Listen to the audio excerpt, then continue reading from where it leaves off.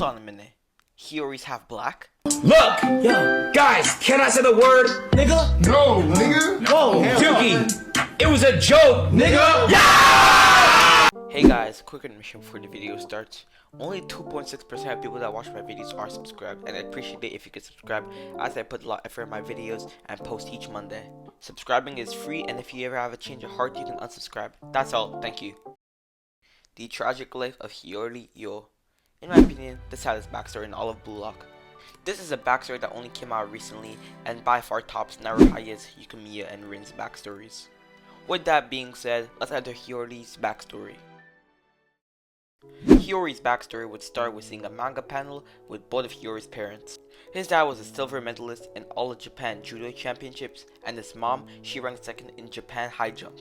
Having the bitter taste of always being second, his parents would make it their mission to put the genetics to use to make a child destined to be a champion. That child was Hyori Yo. That destiny followed Hyori the minute he was born. We see from even a young age, Hyori's mother would take care of his diet and make sure that Hyori got the right amount of nutritional values in each one of his meals, and his father would take care of studying Hyori's tactics and training. All of this to make sure that Hyori would be the #1 striker in football, the world's most popular sport. Hyori himself would describe what his parents put him through as an intense training program. We see Hyori dominating in football as his parents would cheer him on from the sidelines. "That was a nice shot, Hyori. You're gonna be the #1 striker in the world." The truth about Hyori was that Hyori sometimes would just want to hang around with his friends instead of being put through an intense training. But his parents always seemed happy watching Hyori play football, so he kept playing. Next panel would be at night, with current Hyori saying that he thought his parents actually loved him, as we'd see young Hyori waking up from a strange sound coming from the living room. Young Hyori would go investigate and would find his parents arguing. Hyori's dad would complain about how his nutritional numbers were not high enough and would tell her to do her job and get her shit together. Hyori's mom would reply, "Oh, everything is my fault? Maybe it's your training methods that are the problem." Hyori's dad would reply, "What? At this rate, Hyori won't go pro," and would call Hyori's mom an irresponsible bitch. Hyori's mom would yell back at him and ask herself the question, why she even married such an asshole in the first place. Hyori's dad would claim that he had stolen his line and would proceed to call her a fucking witch. He'd also say if Hyori ended up being average, that all their efforts, money, and hard work would be for nothing. She'd say, "You don't have to remind me, idiot," saying that they had interested Hyori in fulfilling their dream.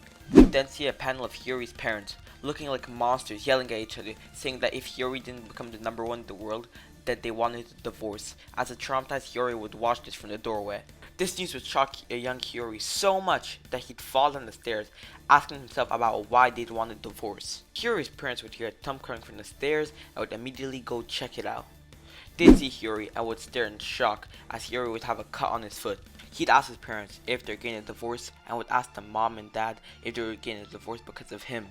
Next thing that would happen would make Hyori realize how fucked up his parents were. Hyori's parents would completely ignore Hyori's question and would immediately ask if he was alright and if his leg was broken. Hyori's dad would lift his leg, asking him if it was just a sprain that hurt his precious leg, as his mom would call the ambulance just in case. Hyori would see that his parents aren't even looking at him and ignored his question completely. Even at a young age, Hyori would realize that his parents didn't care about him and only cared for nothing more than his talents. As a child, Hyori would start to tear up. Despite all of that, despite his parents not loving him, he'd continue to play football, because as long as he kept playing football, his family would stay together and that one day he'll become the #1 striker. He'd shoot and score a goal whilst wondering, what's his true purpose in life? Hyori would think about how he lived his life based off his character description, because it became way easier to live that way. We'd then cut to the assassin, Tabito Karasu, telling Hyori that he's remarkable. Can't lie, I want to see what Hyori can do because we've only seen him in games with the third selection in U20 Japan game where he didn't do much. Anyways, Hyori would thank Karasu as he'd introduce himself. Karasu would tell Hyori that they play for the same team but is a year older than him and then proceed to call Hyori a genius. We see Karasu's analytical scan showing that Hyori was born with impressive physical abilities and superb ball control, combined with a high football IQ and a left leg that's erotic as hell. However, Karasu would tell Hyori that his passion in front of the goal was just average and that it's as if his mind and body weren't synced, as he'd say that Hyori doesn't really love football. Hyori would call Karasu amazing as he read him completely and would say that he guesses it's obvious for some people. Karasu would reply that he's just an analytical nub to begin with and that Hyori doesn't stand a chance against him in his current state. Hyori would ask Karasu if he's ever had huge expectations forced onto him, as he'd elaborate, saying that all his life his parents would just force his expectations onto him, and that's probably why he doesn't truly love football. Shockingly enough, Karasu would call Hyori boring. He'd say all that crap about people's expectations. I'll think about that later, as he'd give Hyori some advice, telling him to start with himself and believing in himself.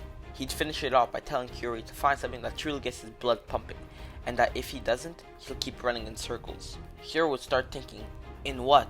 He doesn't even want to play football to begin with, and what if his parents weren't around? What would he really want to do with his life? He simply just wouldn't understand. As Hyori was playing video games, Hyori's parents would arrive excitingly with a letter for a player improvement program, aka Blue Lock. They'd tell him it's a huge opportunity, and would say that it's finally his chance to make the national team, and give him motivation by telling him that good things come to people who believe in themselves. Hyori wouldn't even bat an eye in pure disgust, and would tell his parents in his head to not keep expectations onto him ever again. We then see Hyori depart for Blue Lock, as Hyori's parents would root for him. He'd think to himself that he can finally get out of here, and that for him, Blue Lock is a place to escape the expectations, and that he never wants to live in that place ever again. Hyori's backstory chapter would end with Isagi asking Hyori to help him practice for a bit, as he'd reply, sure. That would be the conclusion of Hyori's tragic life. There's a few reasons why I believe this is the saddest backstory in Blue Lock, with the main one being that the only backstory that can really compete with Hyori's is Naruhaya's.